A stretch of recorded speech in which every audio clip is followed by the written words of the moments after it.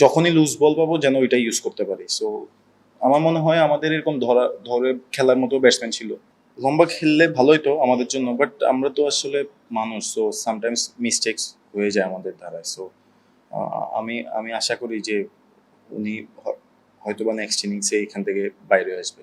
জি, এরকম run chase করতে হলে একটা আসলে বড় স্কোর দরকার পড়ে। সো আমরা আসলে সবাই ম্যাক্সিমাম সবাই হচ্ছিল 30-40-তে আউট হয়েছি। সো আমার মনে হচ্ছিল এখানে 30-40টা যদি আমরা বড়তে কনভার্ট করতে পারতাম যে কোনো একজন, তাহলে খেলাটা ইজিলি চেস করে যেত।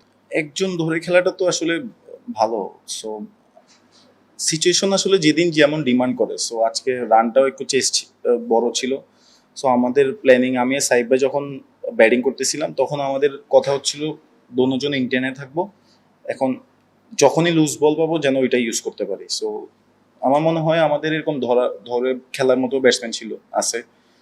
হৃদয় ভাই অলওয়েজ এই কাজটা করে। সাইব ভাইও আজকে করছিল, উনি ফার্স্টে অনেক ফ্লাইং স্টার্ট পাইছে। সো যখন উইকেট দুইটা পড়ছে উনি তখন কিন্তু আহ, ধরে খেলারই ট্রাই করছে। সো না, ওর উপরে এক্সপেকটেশন আছে, বাট ও মাত্র দুইটাই ইন্টারন্যাশনাল ম্যাচ খেলছে, খুব বেশি এক্সপেক্ট না না করাই ভালো। ও একটু যত আর্লি সেট হইতে পারে আর কি।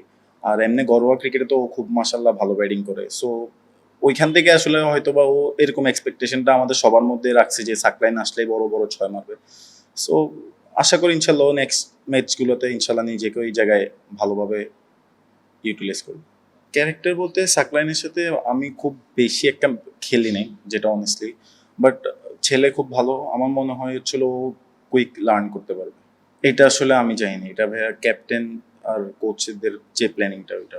না, প্রিপেয়ার থাকি সবসময় উইকেট কিপিং করার জন্য, কারণ যে কোনো সময় দলের প্রয়োজন আমার এই জিনিসটা করতে হইতে পারে।